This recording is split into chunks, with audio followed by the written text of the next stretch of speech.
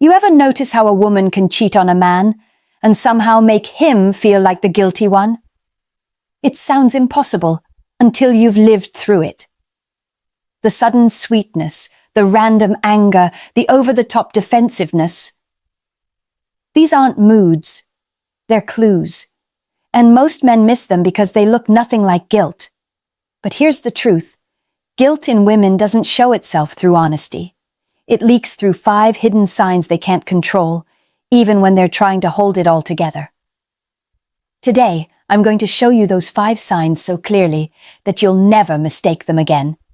If you've ever felt something was off, this is your confirmation. Most men assume guilt shows itself through apology, regret, or confession. That's how you operate. When you cross a line, the pressure builds until you let it out. But women don't release guilt the way you do. They reorganize it.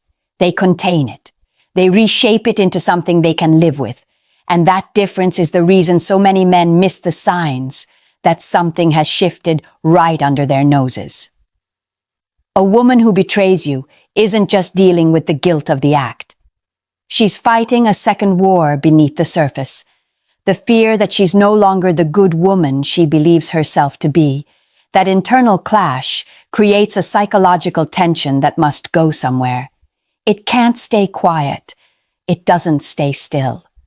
It leaks out through emotion, tone, energy, and behavior she never intended to reveal. This is where identity dissonance takes over. When a woman sees herself as loving, loyal, and morally grounded, but her actions contradict that identity, her mind doesn't collapse. It compensates. It adjusts her emotional responses so her self-image can survive. But in doing so, she unintentionally produces patterns. Consistent, predictable, and impossible to suppress once you know what to look for. This is the part most men never understand. You're watching her words. You're studying her explanations. You're replaying her tone. But you're missing the real evidence, the behavioral pressure points created by guilt. She can't process cleanly. You're not just observing a woman acting strangely. You're observing a mind under stress, scrambling to protect the version of herself she needs to believe in. And when you don't understand this architecture, you get confused. You think the sweetness is love. You think the anger is stress. You think the defensiveness is insecurity. You think the sudden effort is hope. You think the tears are honesty. None of those are what they seem. They're the emotional exhaust fumes of guilt trying to preserve its own stability. Once you see this blueprint, everything changes. You no longer judge her reactions at face value. You no longer take every outburst personally. You no longer get blindsided by waves of affection that feel too good to be real. You start reading the deeper signal, the one she can't control. A woman can hide the story she tells you. She can even hide the story she tells herself. But she cannot hide the patterns guilt forces her to display. Number 1. Overcompensation. It usually starts with sweetness that doesn't match the season you're in, the kind that feels warm on the surface but carries a strange chill underneath. Suddenly she's affectionate, attentive, soft, in ways she hasn't been for months. She texts more. She compliments more. She reaches for you in bed like she's rediscovered something precious. And for a moment, you think she finally woke up and remembered who you are. But what you're feeling isn't connection. It's compensation. When a woman has crossed a boundary she never expected herself to cross, her mind enters a quiet bargain. If I do something good, maybe it balances the wrong. This is moral balancing, and it's one of the most reliable signs she is managing a truth she hasn't admitted out loud. She's not showing love. She's trying to erase the stain on her own conscience. And the betrayal always reveals itself in the details. Her smile is bright, but her eyes don't join the warmth. Her voice rises in sweetness, but her chest is tight, her breathing shallow, her gestures feel generous, but the timing is suspiciously perfect. Right after a weekend she can't explain. a night she was strangely unreachable, or a shift in her mood she tries to brush away. There's a difference between love and performance. Real affection rises slowly. It deepens with consistency. But guilt-driven affection comes in waves, intense, sudden, and out of rhythm with reality. You'll notice her presence feels both close and distant at the same time. She's holding your hand, but her energy is somewhere else. She's saying all the right things, but none of it lands the way it used to. Something in you registers the mismatch, even if you can't name it yet. That's the danger. Most men relax when they feel this sudden tenderness. They let their guard down. They take the sweetness as proof the relationship is healing. But what you're actually seeing is the emotional shield she builds to protect herself from the guilt pressing against her identity. The sweetness isn't a bridge back to you. It's a barricade built to keep her conscience quiet. Real love grows its roots in truth. Guilt love spikes from fear. And once that spike fades, the crash begins. The warmth cools. The tension returns. The disconnect resurfaces. And you're left wondering why her affection felt like a performance instead of a homecoming. When sweetness arrives out of nowhere, don't get lost in the softness. Pay attention to the shadow behind it. Number 2, irritability and emotional displacement. Right after the sweetness fades, the storm begins. And it always catches men off guard because the shift feels too sharp, too sudden, too disconnected from anything real. One day she's warm, gentle, almost overly affectionate. The next, she's irritated by the sound of your voice, the way you breathe, or the way you place a cup on the counter. Nothing has changed except her conscience, and her conscience needs somewhere to unload the pressure. This is emotional displacement. When she can't tolerate the weight of what she's done, she pushes that weight onto the safest target available. You not because you caused it, but because you're the one who won't fight back. You're steady, you're predictable, you're familiar, and that makes you the perfect place for her guilt to land. You'll notice the pattern. You say something neutral, and she fires back like you insulted her. You follow the routine you've had for years, and she suddenly criticizes every step you ask a simple question, one you've asked 1,000 times, and she reacts as if you're interrogating her. The volatility doesn't fit the moment, the anger doesn't match the trigger, and the tension doesn't reflect reality. That mismatch is your signal. Behind her irritation is a silent narrative she's trying to build. If I can convince myself he's the problem, I don't have to deal with what I did. It's a psychological escape hatch. By exaggerating your flaws, she quiets the voice reminding her she crossed a line. And if she can get you to doubt yourself, if she can get you to apologize, explain, or walk on eggshells, she gets temporary relief from the pressure crushing her identity. This is where many men lose themselves. Instead of recognizing the displacement, they try to fix the mood. They try to be softer, kinder, more patient. They search for what they did wrong. They twist themselves into a smaller version of who they are just to keep the peace. But the more you shrink, the bigger her justification becomes. Her irritation is not about the dish you left in the sink or the text you forgot to send. It's about rewriting the emotional story so she doesn't have to face her own betrayal. When her reaction doesn't match the moment, don't chase the calm. Watch the pattern. Because anger that grows from reality is understandable, but anger that replaces guilt is manipulation in disguise. If her hostility makes no sense, it's not hostility. It's displacement, plain and simple. Number 3, defensive overreaction. This is the moment everything feels upside down. You ask a simple question, something harmless, something logical, and she reacts like you just accused her of a crime. You're calm. You're steady. You're merely trying to understand why she didn't answer her phone, or who she was texting, or why her energy has shifted. But the second the words leave your mouth, her entire body changes. Her shoulders tense, her voice sharpens, her eyes flick away for half a second, just long enough for you to notice, not long enough for her to admit. And suddenly, she's raising her tone, questioning your intentions, or throwing accusations that feel completely out of proportion.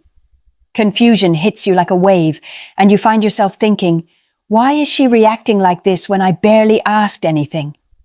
Because your question isn't the threat. Her guilt is.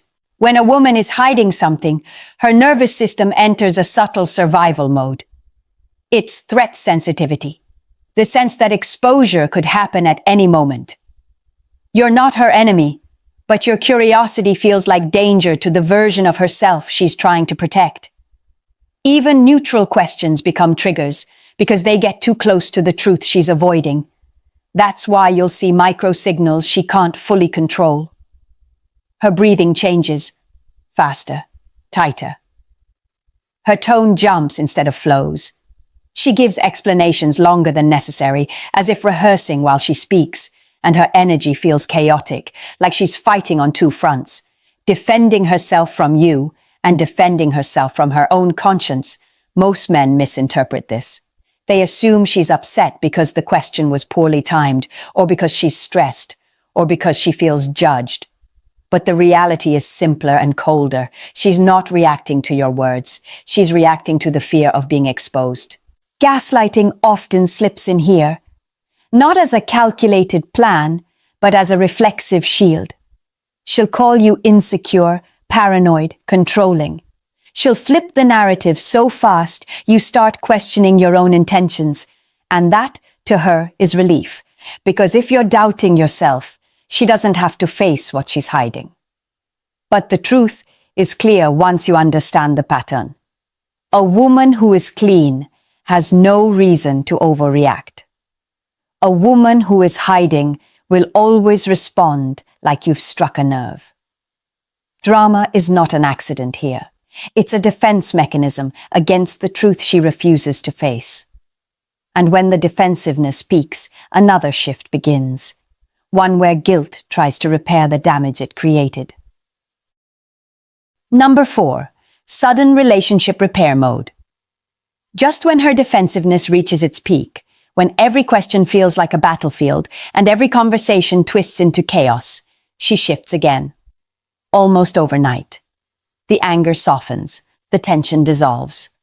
The woman who snapped at you for breathing too loudly is suddenly tender, cooperative, and eager to work things out. To most men, this feels like hope. It feels like a turning point.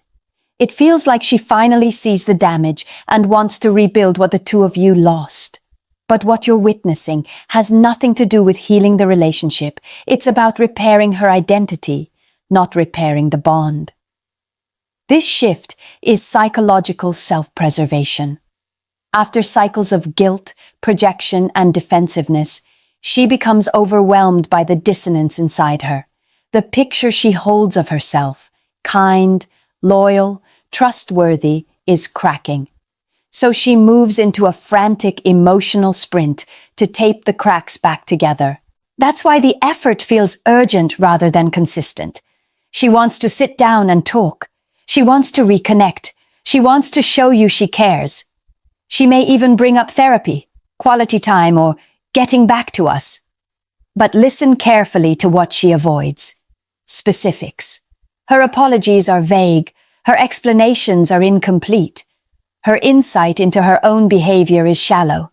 She's trying to soothe the atmosphere without exposing the cause. You'll hear phrases like, "I haven't been myself lately. I just want us to be strong again. I don't want to lose what we have." Beautiful words, until you realize none of them address the actual fracture, their emotional decoration, not emotional honesty. And this is the part where many men step right into the trap. They feel relieved. They feel chosen again. They feel the weight lifting off their chest. They confuse effort with truth. But when effort is driven by guilt instead of clarity, it becomes manipulation dressed as affection. The urgency isn't about you. It's about her need to silence the guilt before it consumes her. A woman acting from genuine desire to repair moves steadily, humbly, transparently. A woman acting from emotional panic moves fast, speaks softly, and hopes you won't look too closely at the cracks she's hiding behind her sudden warmth. Affection can soothe your fears, but urgency should wake you up. Because when her need to fix things appears out of nowhere, it's not reconciliation, it's damage control. Number 5, the guilt-shifting confession. This is the moment most men think they finally receive the truth. The moment she sits down across from you, eyes wet, voice trembling, hands shaking just enough to signal vulnerability, she tells you she needs to talk. She says it's important. She stares at the floor, breathes unevenly, and starts with the classic, "I need to tell you something." Your stomach drops. Your chest tightens. You brace yourself for the blow. And then she says it. She cheated. But the strange thing is what happens next. Instead of feeling anger, clarity, or closure, you feel confused. You feel emotional. You feel guilty. And you walk away, wondering how a confession about her actions somehow turned into a conversation about your shortcomings, because this confession was never designed to free you. It was designed to free her.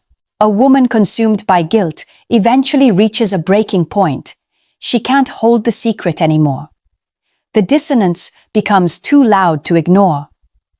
But instead of offering clean accountability, she wraps the truth in emotional narrative. One that softens her guilt and shifts part of the emotional weight onto your shoulders. You'll hear phrases shaped to blur responsibility. I was lonely. We were drifting. I felt invisible. You were distant. I didn't want to, but I was hurting. It's not an explanation, it's a rearrangement of blame. She mixes remorse with justification, vulnerability with accusation. It's emotional inversion, turning her wrongdoing into a story about her pain. And because you're human, because you care, because you never wanted to see her hurt, you start absorbing the emotional load she's trying to unload. This is not the confession of someone ready to face consequences. This is the confession of someone trying to negotiate them. Watch the structure. She shares the truth. She adds emotional context.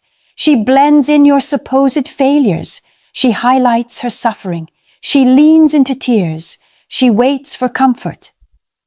And many men give it. They end up consoling the woman who betrayed them. That's the power of guilt when it disguises itself as fragility. True remorse centers the harm done to you. Manipulative remorse centers the pain she felt while doing it. If you walk away from the confession feeling confused instead of grounded, burdened instead of respected, guilty instead of clear, understand exactly what happened. You weren't given honesty. You were given strategy. Once you've seen the patterns of guilt clearly, the next step is understanding how to respond without losing yourself in the emotional storm she creates, because that's the real danger. Not the guilt itself, but the way it pulls you into roles you were never meant to play. The fixer, the comforter, the apologizer, the man who bends until he breaks. You can't control her guilt, but you can control your ground. And that shift changes everything. The first move is emotional distance. Not coldness, not punishment, distance. You stop reacting to her spikes and crashes as if each one requires action from you. You give yourself space to observe instead of absorb. When she swings into sweetness, you don't melt. When she lashes out, you don't shrink. When she gets defensive, you don't explain yourself.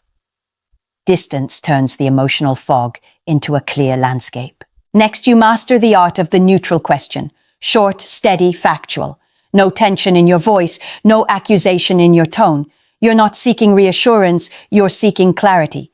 And clarity is uncomfortable for anyone hiding the truth. That discomfort tells you more than any long explanation ever will. Then you stop taking ownership of emotions that aren't yours. Her loneliness, not your fault. Her stress, not your responsibility. Her guilt, never your burden. Guilt-driven behavior loses power the moment you refuse to carry the emotional weight she's trying to hand you. You stay grounded. You stay centered. You let her sit with the consequences of her own contradictions. Boundaries become your frame. You decide what's acceptable. You decide what respect looks like.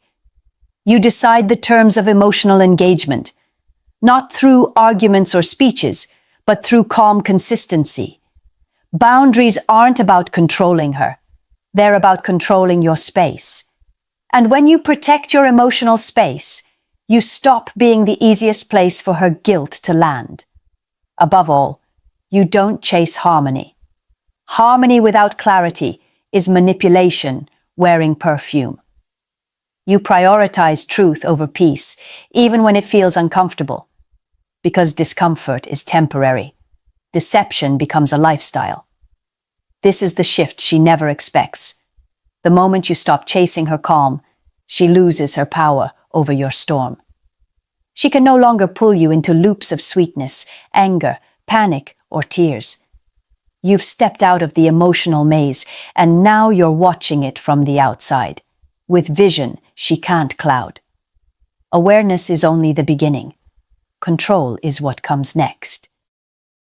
Now that you've seen the truth behind these emotional shifts, everything begins to make sense.